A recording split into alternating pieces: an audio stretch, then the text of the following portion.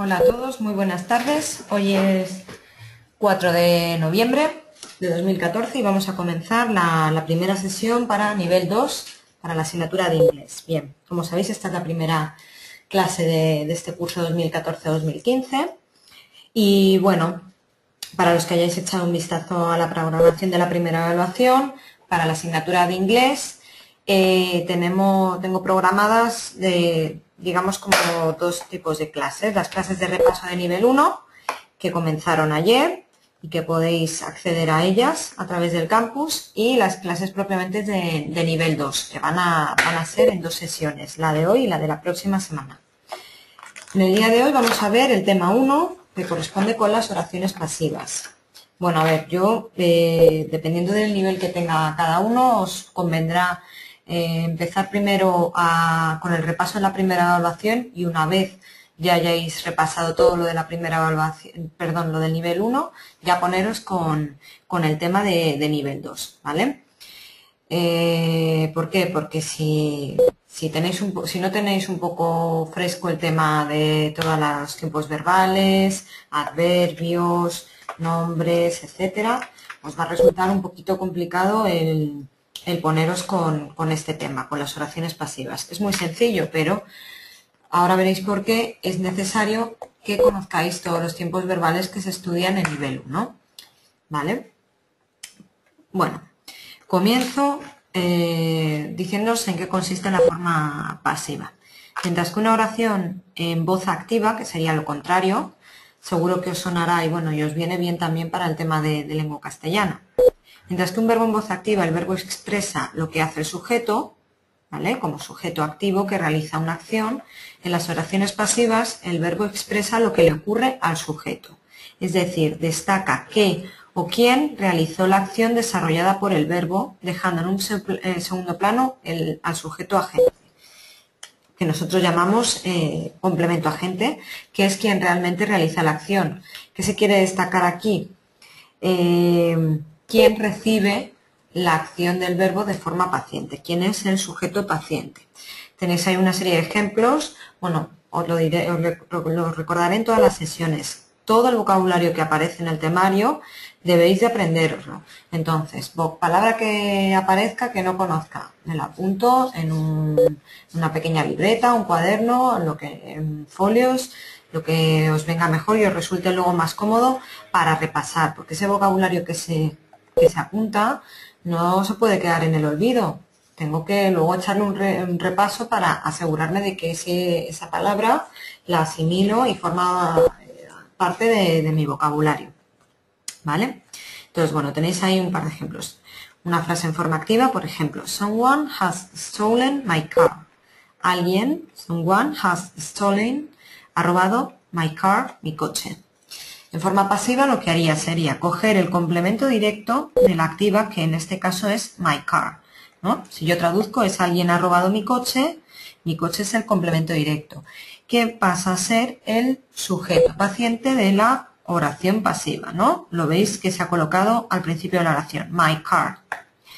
Luego lo que tengo que hacer, el siguiente paso, es coger el verbo en activa, ver en qué tiempo verbal está. En este caso, has stolen es present perfect, presente perfecto.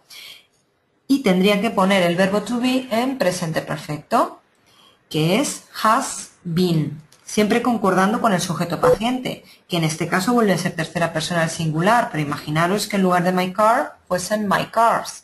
En ese caso no pondría has, sino have, porque es la forma del presente perfecto para todas las personas, excepto para la tercera persona del singular. En este ejemplo, como es tercera persona del singular, por eso es has. Has been, que hasta ahí es lo que sería el verbo to be en present perfect. Y luego lo que haría es añadir el past participle, el participio de pasado, del verbo que lleva el significado. En este caso, en este ejemplo, el verbo es to steal, que es robar, robar algo, ¿vale? El participio de pasado es stolen, que es un verbo irregular, ¿vale? Cuando veamos en el repaso de nivel 1 los tiempos verbales, ya os recordaré cómo es el participio de pasado.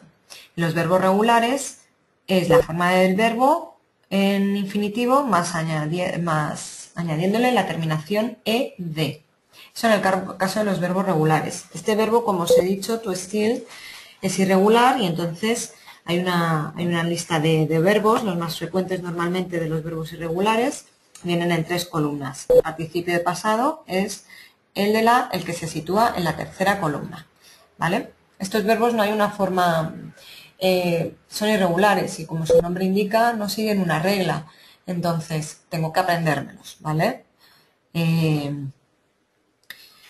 Bien, suelen aparecer en cualquier libro de texto que tengáis de cuando estudiasteis o de alguien cercano que os lo pueda dejar, suele venir una serie de los verbos irregulares más frecuentes. Pues esos verbos, aparte de su traducción al español o castellano, tengo que aprenderme las formas en presente, en pasado simple y en past participle, el participio de pasado, ¿vale? Bien, tenéis ahí en el punto 1.1 la formación de la voz pasiva. Como os he dicho, se utiliza el verbo to be más el past participle, ¿vale? No podemos olvidar que el sujeto y el verbo concuerdan en número, por lo que si el sujeto de un verbo pasivo está en plural, el verbo pasivo también irá en plural. Esto es lo que os decía antes, ¿no? Vamos a ver este ejemplo. The cleaner empties the bins every evening. The cleaner sería el limpiador, el hombre de la limpieza. Empties, vacía. The bins, los contenedores, every evening, cada noche. Forma pasiva cogería el complemento directo de la activa que es the bins, los contenedores. Lo coloco al principio porque es el sujeto paciente. The bins, cojo el verbo. Está en presente simple, present simple. ¿Por qué lo sé? Pues porque es el verbo to empty más añadido la terminación es porque se refiere a la tercera persona del singular, en el caso de la forma activa. ¿Qué pasa en la forma pasiva? Tengo que poner el verbo to be en present simple, pero ahora sabiendo que el sujeto es the beings, ellos. Si lo tuviese que traducir por un pronombre sería ellos, tercera persona del plural. Luego entonces el verbo to be en present simple, la tercera persona del plural es are. Cogería el verbo empty y lo pongo en past participle, emptied. Este verbo, como acaba en ed, puedo deducir que es regular. ¿Qué ocurre? Ahí hay un by y luego the cleaner every evening. ¿Qué es lo que pasa? En el ejemplo anterior no poníamos el complemento agente porque no se sabía quién era. O sea, decir, en mi coche ha sido robado por alguien, es lo mismo que decir, mi coche ha sido robado y ya está. ¿Por qué? Porque no se sabe quién es. Entonces no tiene demasiado sentido el añadir por alguien. Claro, se supone que alguien lo ha robado. No va a haber desaparecido. Pero como no se sabe quién es, no se añade. En este caso, sí, porque aquí el complemento agente es the cleaner, el señor de la limpieza.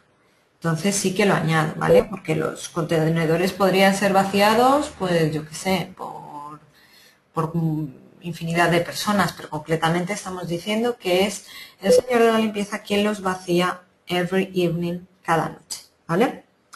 Bueno, tenéis ahí una tablita con los distintos tiempos verbales, present simple, present continuous, present perfect, past simple y past continuous y past perfect. Estos tiempos verbales ya los repasaremos, hay que sabérselos. Un ejemplo en forma activa y cómo sería el ejemplo en forma pasiva, ¿vale? Cuidado porque hay una errata en la forma activa.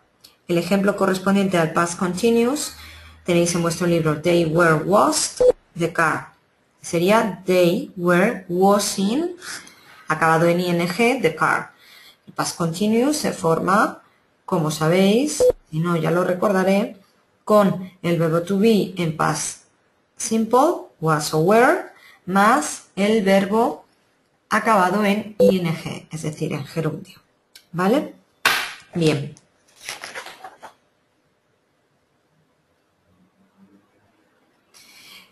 Me parece que se me ha olvidado deciroslo, pero cuando añado el complemento, he empezado a contároslo, pero luego se me ha pasado. Cuando añado el complemento agente, lo tengo que introducir por la preposición by, de y. En español utilizamos por. Ese por en castellano, o sea, ese por de castellano en inglés es by, ¿vale? Tenéis ahí una serie de ejemplos que podéis verlo. ¿Vale? Todos esos, vuelvo a repetir, todas esas palabras que aparecen hay que sabérselas. Yo sinceramente no me voy a salir de ese vocabulario que vemos en el temario, pero ese por lo menos hay que sabérselas, ¿vale? Bien. Siguiente punto. Punto 2, el futuro y los verbos modales. Estoy ahora mismo en la página 9. Con el futuro y con los verbos modales también se puede formar la voz pasiva. Después de will, be going to, can, must, have to, should, ought to. ¿Vale? Pues es muy fácil, simplemente con will pondría will be y el past participle, con going to diría is going o are going to be was, might, was, might be, was, y con could have was, could have been, was. ¿Vale? Muy sencillo. Bien. Estructuras pasivas, punto 3, con dos objetos. Verbos con dos objetos. Cuando las oraciones activas con dos complementos las pasamos a pasivas, el sujeto de estas puede ser o bien el complemento directo de la oración activa o el complemento indirecto también de la oración activa. Vamos a ver dos ejemplos, pero bueno, no os compliquéis con esto. Lo que me interesa es que sepáis cómo se forma una oración pasiva. Pasar oraciones activas a pasivas y viceversa. Que seáis capaces de hacer eso, ¿vale? Pasos que he dicho. Si tengo que pasar de activa a pasiva, cojo el complemento directo de la oración activa, lo coloco como sujeto paciente de la pasiva, me fijo en el verbo de la oración activa, miro en qué tiempo verbal está y pongo el verbo to be en ese tiempo. Una vez tengo puesto el verbo to be en ese tiempo, pongo el participio de pasado del verbo de la activa. Puede ser comer, beber, el que sea. Y luego, si el complemento agente, es decir, el sujeto de la activa, que sería complemento agente de la pasiva, es importante, se conoce quién es un nombre propio o una persona concreta, lo añado al final de la frase, a continuación del verbo, introduciéndolo con la preposición by. Y al final añadiría el resto de complementos referidos al tiempo o al espacio, ¿vale? Ahí lo que viene es que, bueno, hay en ocasiones que si una oración activa tiene complemento directo o indirecto, yo puedo elegir que el sujeto paciente sea el complemento directo o el indirecto. They sent a telegram to the winner. Ellos enviaron un telegrama al ganador. Tenemos un telegrama que sería el complemento directo y to the winner que sería el complemento indirecto. Puedo formar una oración pasiva de dos formas. A telegram was sent to the winner. Un telegrama fue enviado al ganador. O the winner was sent a telegram. El ganador fue enviado un telegrama. Al ganador le fue enviado un telegrama. Esta forma es un poquito más, se nota también al traducirlo, un poco más forzada. Siempre vamos a tender a formar oraciones pasivas a partir del complemento directo de la activa. ¿Vale? Bien. El último punto se refiere a un tipo de frases pasivas que toman la siguiente estructura. It, el pronombre personal de la tercera persona singular neutro, más una estructura pasiva, más una oración subordinada. Bueno, esto es un poquito complicado. Es la expresión, en español sería la expresión se dice, se cree, se piensa, y sería de la siguiente forma. It is said, that, Ese that introduce una oración subordinada, ¿vale? Podéis echarle un vistacillo, pero bueno, no es algo complicado. Simplemente es eso. Es una estructura pasiva que se diría it is said, it is think, it is believe. Se piensa, se cree, se dice, that, y luego lo que se cree, se piensa o se dice, ¿vale? Bueno, Como veis es muy sencillito, eso sí, claro, tengo que conocer todo lo fundamental para formar oraciones pasivas, conocer los tiempos verbales. Así que si andamos un poco flojos en este punto, tenemos que ponernos las pilas porque es fundamental.